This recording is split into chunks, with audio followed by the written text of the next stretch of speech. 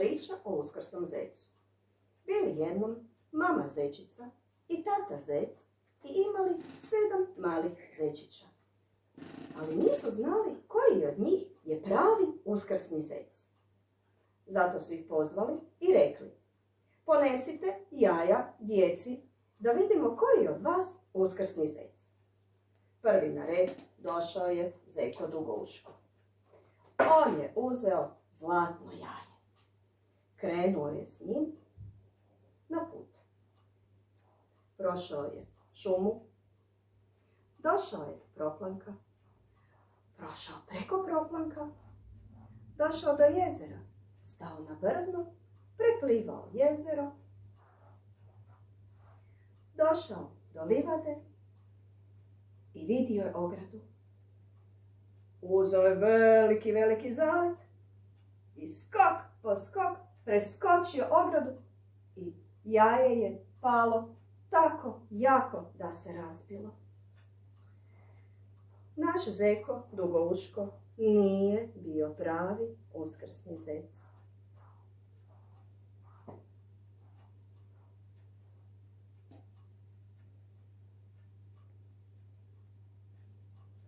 Uto su mama i tata pozvali drugog zečića, kojeg su zvali Vrtirep. On je uzeo srebrno jaje i s njim krenuo na put. Kad je došao do šume, sa jednog stabla se čulo: zeko, zeko, što to radiš? A zeko je rekao: nosim uskrsnje jaje, zar ne znaš što uskoro dolazi Uskrs?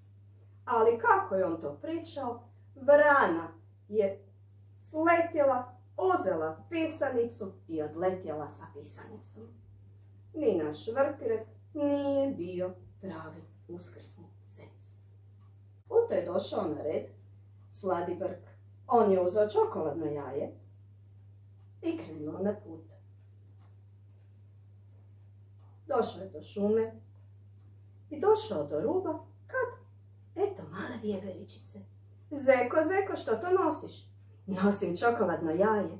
Mogu malo probati? I lizne vjeverica, lizne zečić, lizne vjeverica, lizne zečić. I naše čokoladno jaje nestade. Vrati se pokunjeni zeko doma i tata ga je malo po ovom čokoladnom brku potego. Zeko, zeko.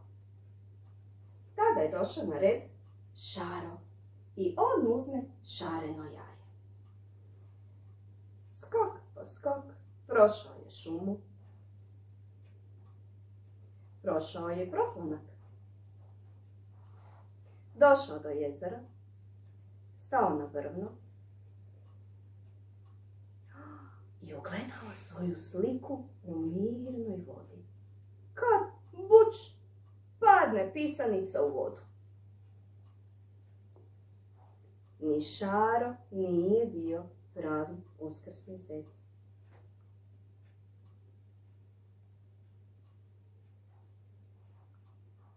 Uto je krenuo na put zeko koji se zvao Meka Šapa.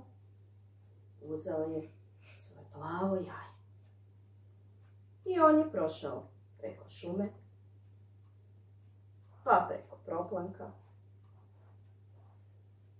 stao na brvno, propljevao jezero, došao na drugu stranu i taman kad je skočio, dođe njemu lisica. Zeko, zeko, što ti je to? O, pa to je pisanica, nosim je djeci. Molim te, daj mi je samo malo da se moji lisičići s njom poigraju. I odnese lisica pisanicu lisičićima. I oni se počeli s njom igrati i tako su se jako nabacivali da je pisanica pala na kamen i pala, razbila se. Mali zeko, Meka Šapa, pokunjeno se vratio kući.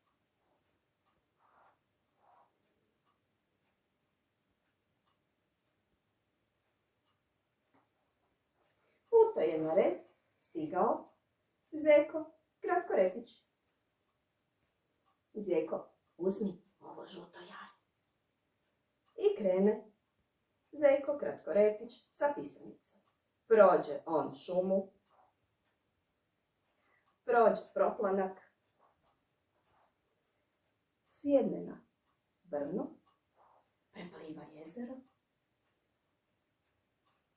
dođe do livade, kad k njemu dođe jedan drugi Zeko. Zeko, ajmo se igrati. Nije ga trebalo dugo nagovarati. Kratkorepić se počeo igrati sa Zecom i dodavat se s loptom. Kad odjednom Zeko uzme pisanicu i nestade. Mali Zeko se vratio kući neobavljena posla.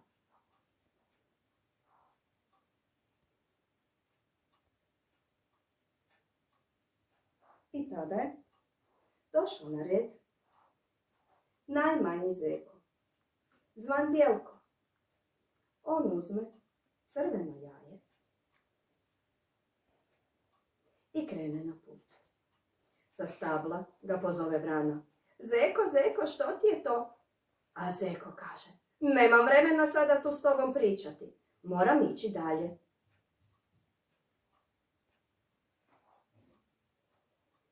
U to ga sretne vjeverica. Zeko, kuda ideš? Žurim, oprosti, moram hitno obaviti jedan posao. Pređe proplanak, prepliva jezero i dođe do njega opet lisica. Zeko, molim te, mi bi se malo poigrali. Nemam vremena, moram žuriti. Dođe i još jedan Zeko k njemu. Molim te, stani malo. Ne mogu, žurim. Dođe do ograde, pogleda ogradu i uzme zalet, ni prevelik, ni premalen. Taman toliko koliko mu je trebalo da preskoči ogradu i ostavi crvenu pisanicu djeci u njihovoj košarici. Bjelko je bio pravi uskrsni zec.